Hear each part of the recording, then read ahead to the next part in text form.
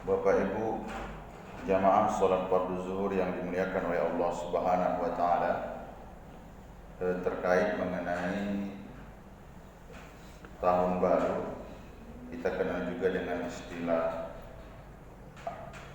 hijrahnya baginda Rasulullah sallallahu alaihi wasallam, yaitu meninggalkan tanah kelahirannya ke kota Madinah.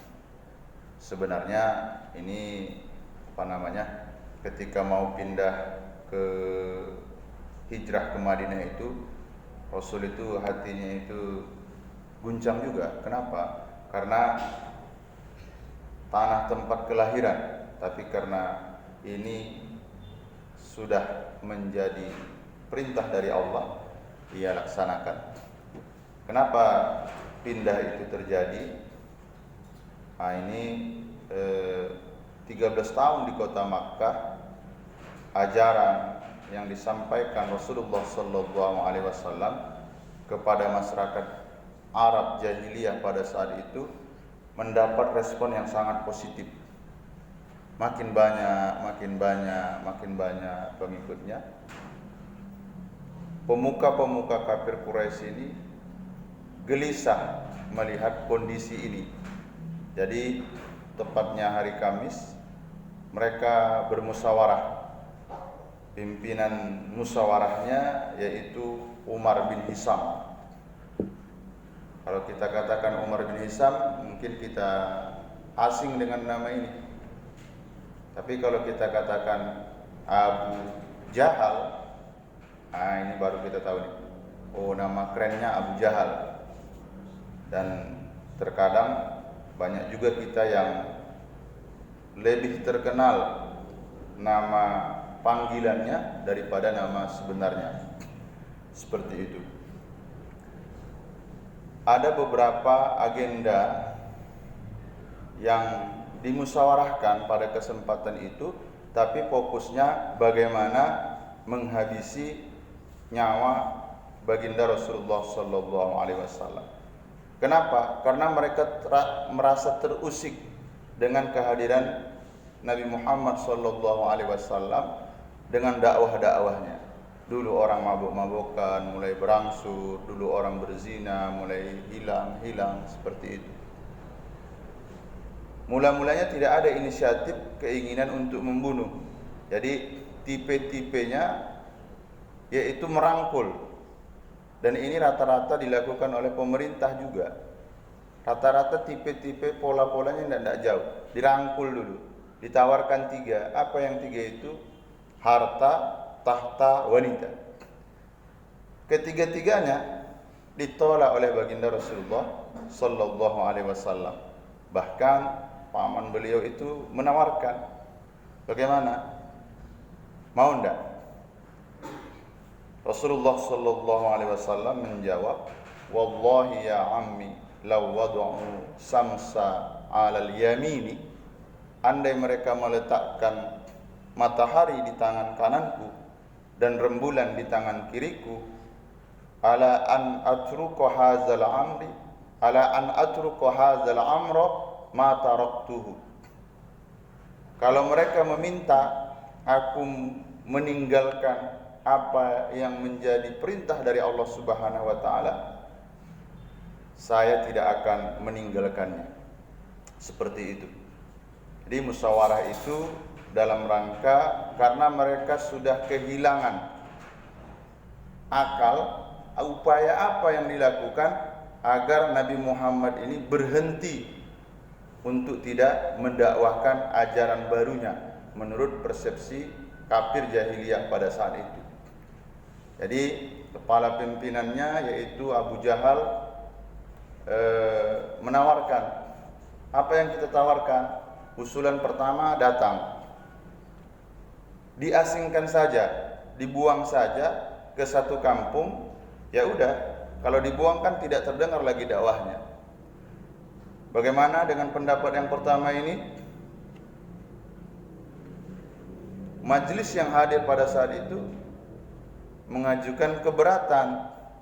Kalau nanti Muhammad diasingkan di satu tempat, yang mana tempat itu banyak juga penghuni,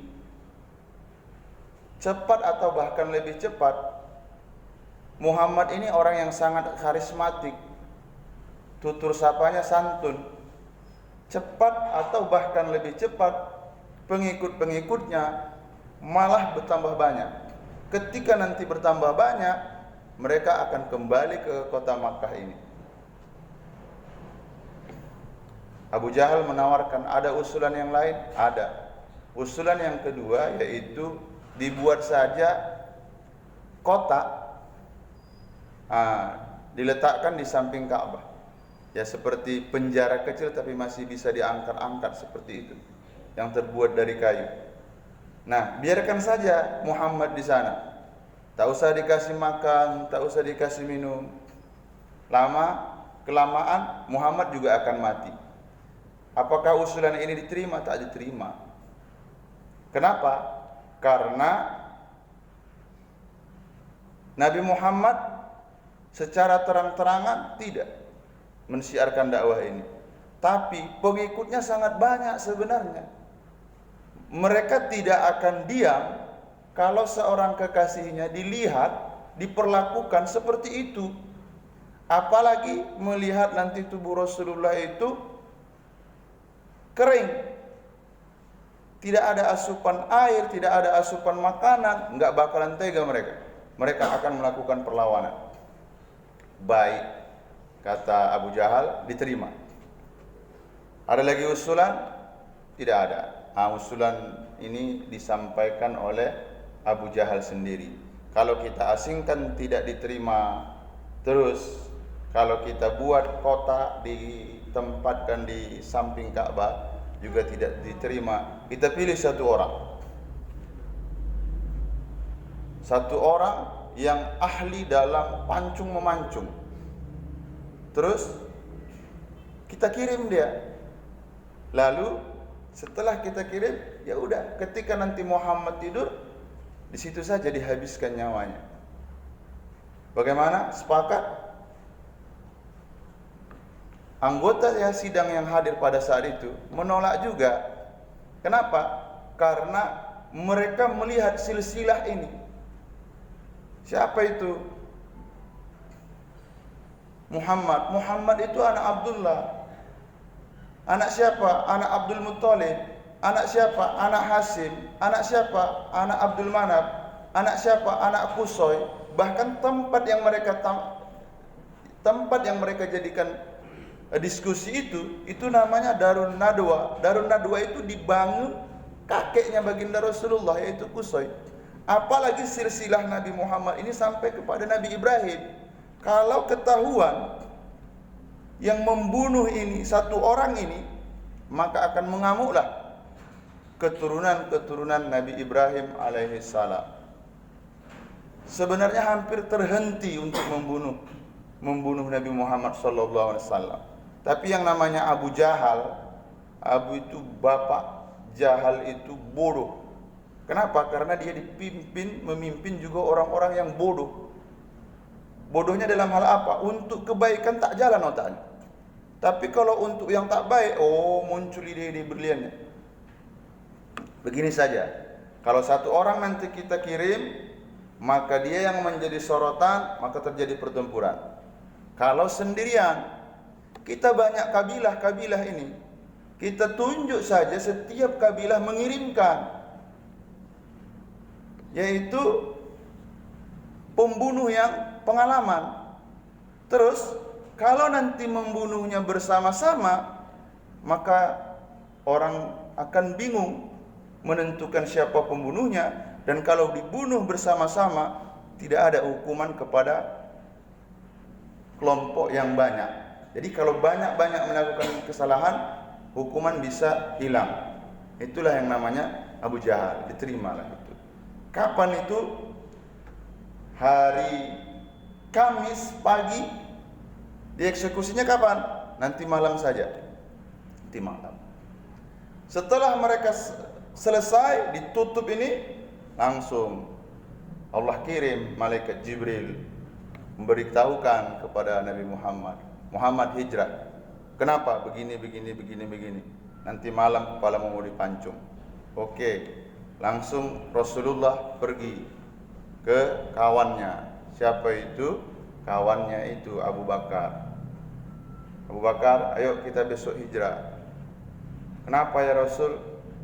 Tidak ada lagi. Kita sudah gini-gini diceritakan ya sebaik.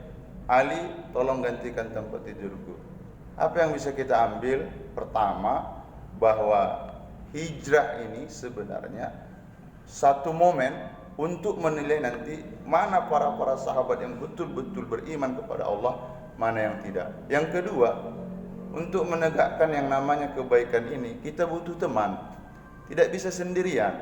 Lihatlah, karena hijrah ini adalah penentu antara yang hak dan yang batil, kita tidak bisa sendirian. Kalau tidak kan Rasul langsung saja dia. Tapi dia butuh teman. Siapa temannya? Yaitu Abu Bakar Siddiq. Siapa yang menggantikannya? Ali karramallahu wajhah. Untuk sementara kita cukupkan aja dulu sejarah singkat mengenai hijrah ini. Kita tutup dengan ucapan hamdalah. Alhamdulillahirabbil alamin. Subhanakallahumma wa bihamdika asyhadu an la ilaha illa anta astaghfiruka wa atubu ilaik. Assalamualaikum warahmatullahi wabarakatuh.